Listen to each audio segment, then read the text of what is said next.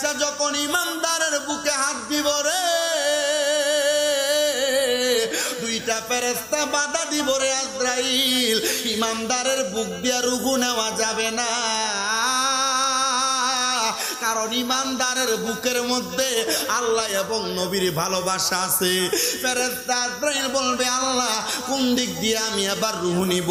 বলে বিওয়াজিকা নূর, নুরানি চেহারার মধ্যে আঘাত কইরা দেখো।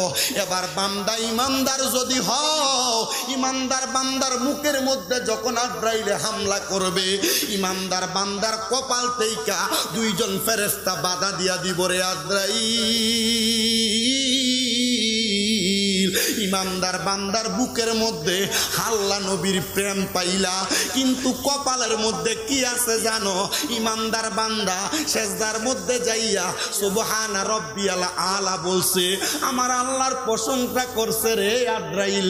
ইমানদার বান্দার কপাল দিয়া রুহু নিতে পারবা না। আজরাইল ফিরে যাবে, আজরাইল বলবে আল্লাহ এবার কোন জায়গায় হাত দিবে? এবার আজরাইল আইসা আপনার আমার ডান পাজুর মধ্যে হাত দিবে, ডান পাজুর মধ্যে তাইকা এবার একটা আওয়াজ আসবে, দুইজন ফেরেশতা বলবে আজরাইল এই বান্দার ডান দিকে রুহু বাগির করতে পারবা না। বলে কেন রে? বলে বান্দার ডান হাত দিয়া দান সৎকা করছে, এই জন্য বান্দার ডান দিক দিয়া রুহু বাহির করতে পারবা না। এবার বান্দার বাম দিক দিয়ে হামলা করবে, বাম দিক থেকে আওয়াজ আসবে, হে আজরাইল বাম দিক দিয়া রুহু বাহির করতে পারবা না। বলে কারণ কি? বলে বান্দার বাম দিকে তার মা বাবার খেদমত আছে। চিন্তা করে দেখো, ওই মা বাবার খেদমত তোমার আজরাইলের থাবা তাইকা বাঁচাইবো, কিন্তু আমরা সমাজ মা বাপরে ধমক দিয়া কথা কয়, আমরা সমাজ আম্মা আব্বার জুদা করে দেয়, আমরা সমাজ মা বাপরে খরা সমাজের মধ্যে হেনস্থা করে, সন্তান বাবারও ধমক দিয়া কথা বলে। আমার আম্মা অসুস্থ হওয়ার পরে আমি মাঝে মাঝে আমার আম্মার নিজে ধমক দেই। আমি আমার একজন ওস্তাদরে জিগাইলাম, হুজুর মা বাপরে ধমক দিলে গুনাহ হইব নি? আমার হুজুর কয় হ্যাঁ গুনাহ হবে। আমি কইলাম হুজুর আমার আম্মার টাইম মতো ওষুধরা ঠিক মতো খায় না, এটার জন্য ধমক দেই। হুজুর খাবারের পরে ফল খাইতে বলি, আমার আম্মা খায় না, এটার জন্য ধমক দেই। হুজুর আমার আম্মা ব্যায়াম করার কথা, আমার আম্মা করেন, এটার জন্য ধমক দেই। হুজুর কয় মার উপকারের জন্য মাঝে মাঝে কথাগুলা বলো, তবে একটু নমনীয়তা বজায় রাইখা বইল। আমি আমার আল্লাহ তাআলার কাছে কত দোয়া করছি, আপনাদের দোয়া 1 বছর হয় না। আমি মক্কা মদিনা থেকে আসছি, আমি আল্লাহর কাবা ঘরের মধ্যে দূরে বলছি, আল্লাহ আমারে তুমি মক্কা মদিনা আনছো, আমার একটা শখ, আমি আমার মা বাপ ভাই লইয়া হজ করতাম, আল্লাহ তুমি আমার মা বাপ ভাই লইয়া আসার তৌফিক দিও। আমি দোয়া করছি আল্লাহ আমার আম্মা আব্বার হায়াতে বরকত দিও। আমার আল্লাহ তাআলা দোয়া কবুল করছে কিনা জানি না, কিন্তু আমার আম্মা অসুস্থ হওয়ার পরে আমি আমার আম্মার খেদমতটা পরিপূর্ণ করতে পারছি কিনা আমি বলতে পারবো না। তবে আমি আমার আল্লাহর কাছে কইছি, আল্লাহ আমার খেদমতের ত্রুটি হইলে আপনি আমারে মাফ করে দিয়েন, কারণ এই মা আমার জান্নাত, এই মা আমার জাহান্নাম।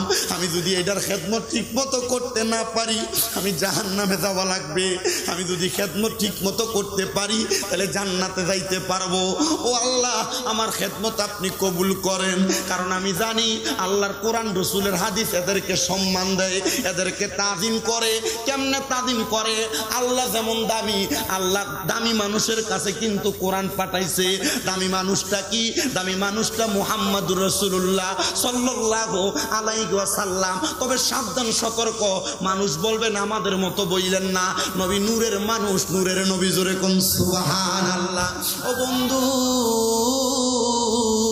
ও নবীর উম্মতের দলেরা, আমার নূরের নবীর উপরে দামি আল্লাহ দামি জিনিস পাঠাইছে।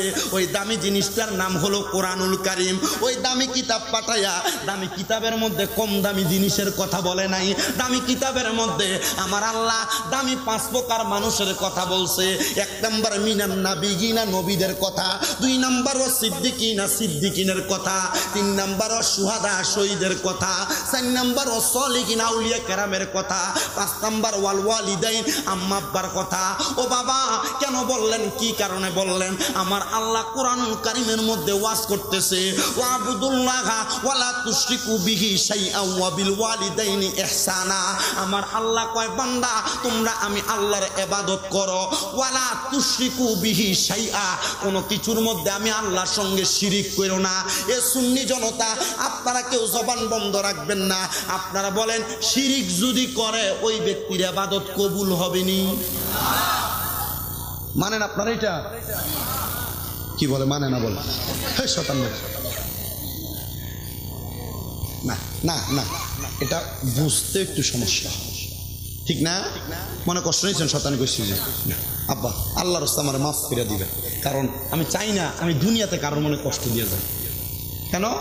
আমি দুনিয়া এমনভাবে চলাফেরা করি, আমার কথা কথায় রাখি, আমি এমনভাবে চলি, আমি চাই না আমার কোনো কাজের কারণে কষ্ট পাই। কিন্তু উচিত কাজে কষ্ট পাইলে আমার কিছু করার নেই, উচিত কাজে কষ্ট পাইলে কিছু করার নেই। আমি মাঝে মাঝে রাস্তা মোটরসাইকেল চালাইলে, গাড়ি চালাইলে মাঝে মাঝে অনেক রিক্সা ড্রাইভারের সাথে আমার ক্রসিং হয়, হইলে উল্টা পাল্টা হইলে মাপ চাই, অসুবিধা হয়েছে না আমার?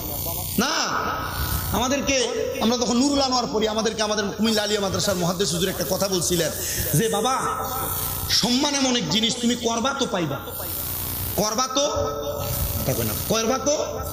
এই জন্য আমি সবসময় মাপ চাই। আমি আমার এক হুজুরের কাছে দোয়া চাইলাম, হুজুর আমার লেগে দোয়া করেন।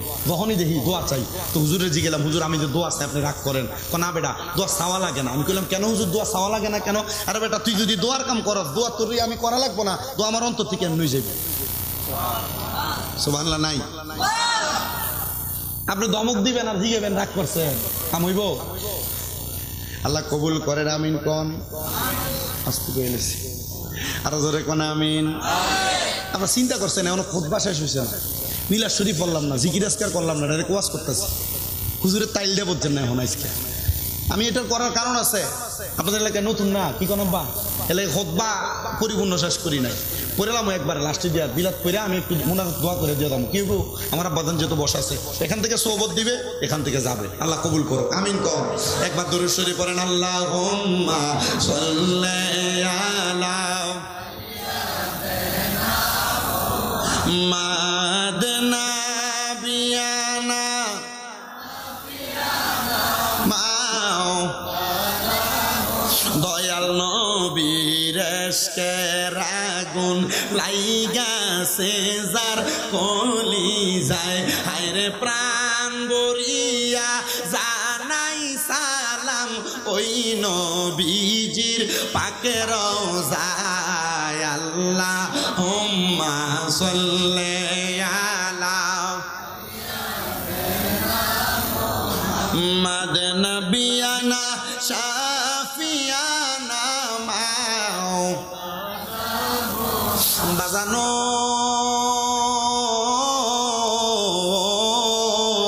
হে আমার পাইকপাড়া এলাকার ভাই বাবারা, বন্ধুরা, পর্দার অন্তরালের আমার মা বোনেরা গো, ওই দামি আল্লাহ দামি নবীর উপরে দামি কিতাব পাঠাইছে। দামি কিতাবের ভিতরে 5 প্রকার দামি মানুষের কথা বলছে। 1 প্রকার দামি হইল নবীগণ, 2 প্রকার দামি হইল সিদ্দিকগণ, 3 প্রকার দামি হইল শহীদগণ, 4 প্রকার দামি হইল অলিগণ, 5 প্রকার দামি হইল মা বাবা। মা বাবা মা বাবা, বারবার বলি মা বাবা। হুজুর কেন মা বাবা আপনার কাছে জানতে চাই আমার ভাই বাবারা, বন্ধুরা, এটার অন্য কোনো কারণ না। এটার কারণ হইল আমার আল্লাহ তাআলা জানায়া দেয় জগতের বান্দার দলেরা, রেদার ওয়ালিদাইন, আম্মা আব্বার সন্তুষ্টিতে আমার আল্লাহ সন্তুষ্টি হয়ে যায়। এদেরকে সন্তুষ্টি করতে পারলে আমার আল্লাহ রাজি এবং খুশি হয়ে যায়। সাকাতুর রব্বি ফি সাকাতিল ওয়ালিদাইন, আম্মা আব্বার অসন্তুষ্টিতে আমার আল্লাহ অসন্তুষ্ট হয়ে যায়। তো ওই পিতা মাতার মর্যাদা সম্মান কেমনে করবা? আমার আল্লাহর নবী কয়ে 7টা কাম করলে পিতা মাতার সম্মান হয়। যদি কোনো সন্তান প্রাপ্ত বয়স্ক হইয়া যায়, ওই সন্তান মা বাবার ভরণ পোষণের দায়িত্ব নিবে। 2 নাম্বার, মা বাপ প্রাপ্ত বয়স্ক হইয়া গেলে মা বাবার খেদমত করবে। 3 নাম্বার, মা বাবার চিকিৎসার দায়িত্ব নিবে। 4 নাম্বার, আম্মা আব্বার ভালো খাবারের ব্যবস্থা করবে। ভরণ পোষণের পরে খাবারটা কিন্তু আবার আরেকটা সাইড। আল্লাহর নবী কয়ে 5 নাম্বার, যদি কোনো মা বাবা দুনিয়া থেকে ইন্তেকাল করে, ওই সন্তান মা বাবার জানাজার নামাজ পড়বে। 5-7 নাম্বার ওই সন্তান তার মা বাবার জন্য কবর খুঁড়া মারে বাবারে দাফন করবে। এবার সাহাবায়ে কেরাম প্রশ্ন করি, ইয়া রাসূলুল্লাহ, ইয়া হাবিবাল্লাহ, নবী গো, আপনার কাছে জানতে চাই, আমার তো মা নাই, আমার তো মা কবরে, আমার তো বাবা নাই, বাবা কবরে, তাহলে আমি কেমনে মা বাপরে সম্মান করব? নবী গো, তার আগে তো আমি মা বাবার সম্মানের কথা জানতাম না। মরার পরেও কি সন্তানের দায়িত্ব আছে নাকি? ফাইকপাড়ার মানুষ আপনারা মনে করছেন মা মারা গেছে দায়িত্ব শেষ, বাপ মারা গেছে দায়িত্ব শেষ। আল্লাহর নবী কয় না না না, একটা সন্তান মা বাবার প্রতি দায়িত্ব মারা যাওয়ার পরে আরো বেড়ে যায়। নবী গো, কেমন দায়িত্ব আপনি নবী বলেন না?